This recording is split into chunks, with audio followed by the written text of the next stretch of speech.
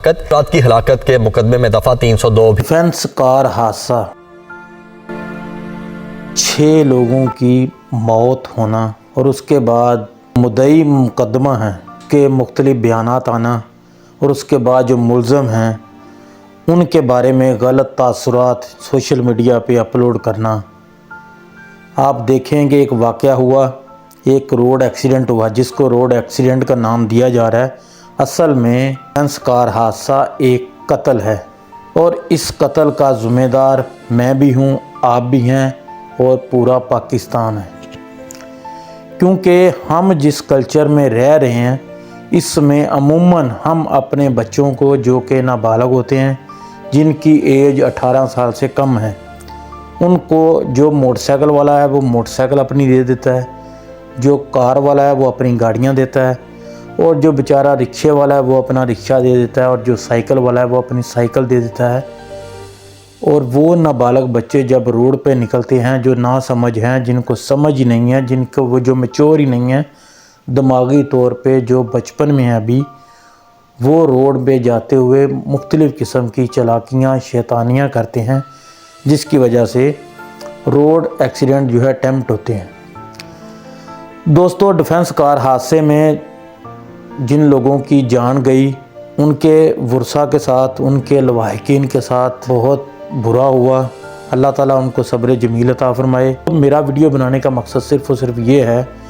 کہ ڈیفنس کار حادثہ جب سے ہوا تو یوٹیوبر کے وارے نیارے ہوئے۔ یوٹیوبر نے کیا کیا کہ اپنی ویڈیو کو 4 چاند لگانے کے لیے مختلف من گڑھ جھوٹی باتیں سوشل میڈیا پہ اپلوڈ کرنا شروع کر دی۔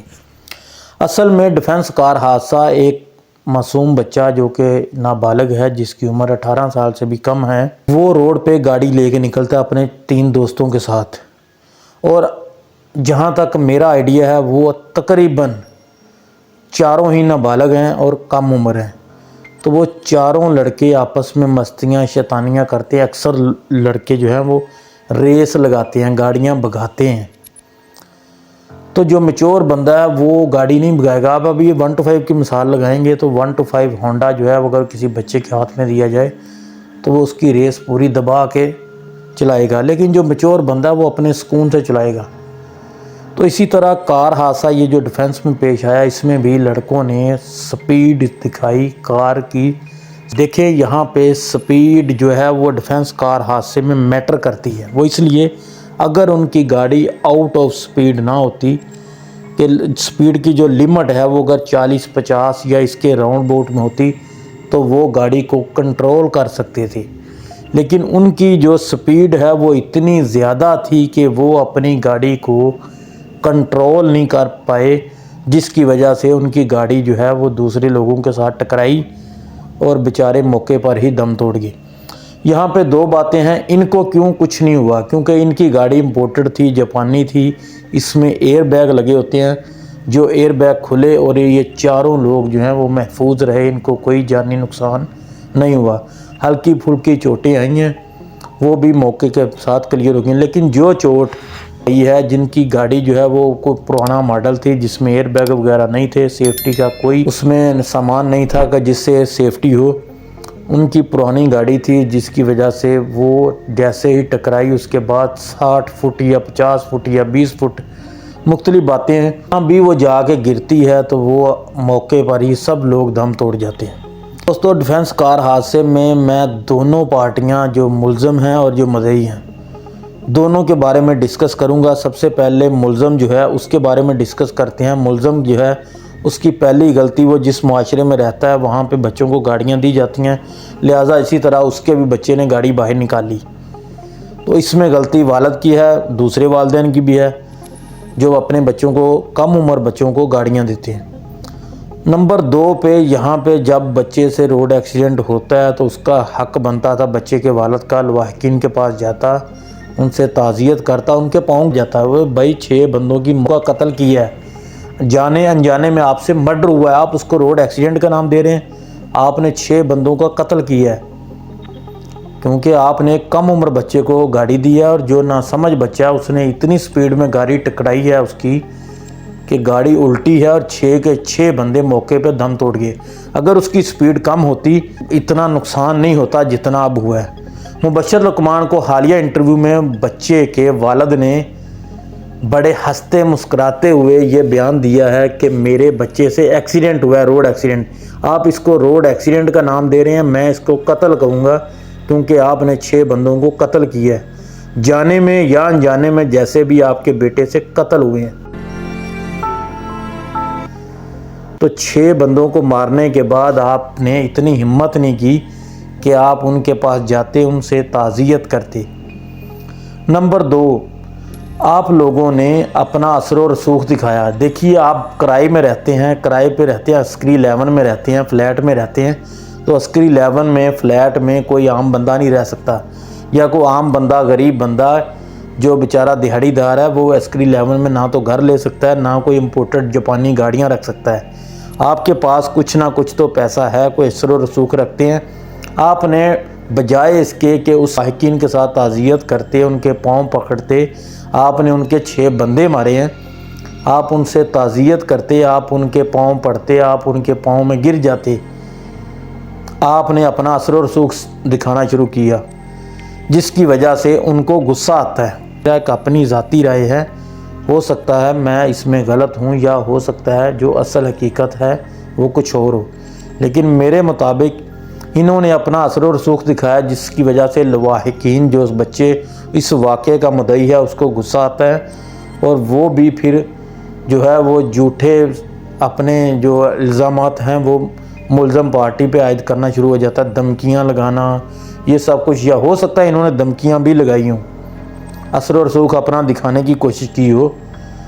تو دوستو یہاں پہ بات کرنے کا مقصد یہ ہے کہ اس کے چہرے پہ ندامت نہیں ہے، یہ جو ملزم ہے اس کے چہرے پہ ندامت نہیں ہے۔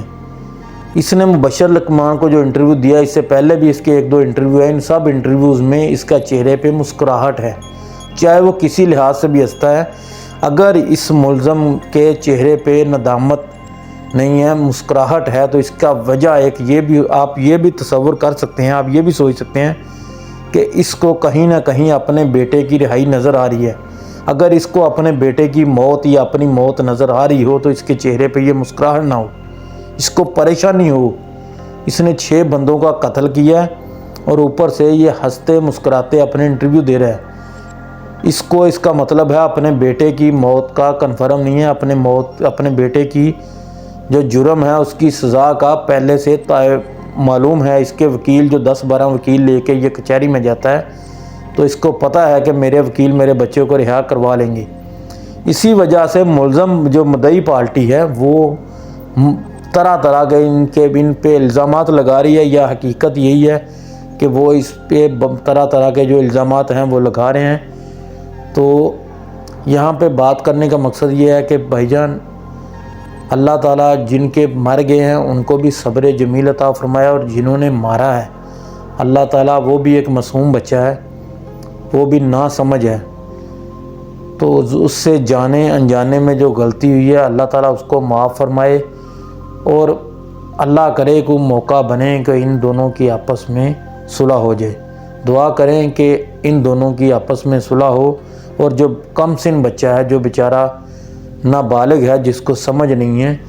اس کی جو زندگی ہے جو داؤ پہ لگی ہے، جو اس کا کیریئر ہے، وہ تباہ ہونے سے بچ جائے۔ جو بیچارے مر گئے وہ تو واپس نہیں آ سکتے، لیکن جو بچ گیا اس کی زندگی خدارہ تباہ نہ ہو۔ کوئی ایسا سبب اللہ تعالیٰ پیدا کرے کہ اس کو انصاف مل جائے، جن کے قتل ہوئے ہیں، جن کے مرے ہیں ان کو انصاف بھی مل جائے، جن کے شہید ہوئے ہیں ان کو انصاف ملے، اور جنہوں نے کیا ہے ان کے ساتھ بھی کوئی اچھا سلوک ہو۔ تو یہاں پہ ہم لوگوں کے لیے ایک سبق ہے کہ ہم اپنے نابالغ بچوں کو کبھی بھی گاڑی نہ دیں، کیونکہ دوستو روڈ پہ آپ بچوں کو گاڑیاں دیتے ہیں تو روڈ پہ بہت ایکسیڈنٹ ہوتے ہیں،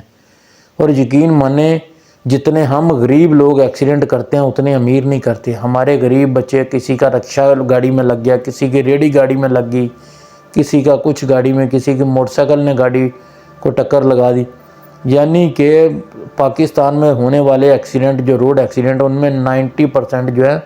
وہ لوور کلاس جو بندے ہیں وہ روڈ ایکسیڈنٹ کرتے ہیں، اور یقین مانیں جو مڈل کلاس یا ہائی کلاس بندے ہیں وہ اس کو افورڈ کرتے ہیں۔ کئی بیچارے ہوں گے جن کی گاڑیوں کو ٹکریں لگی ہیں اور وہ انہوں نے اپنی گاڑیاں خود ریپیئر کی ہیں۔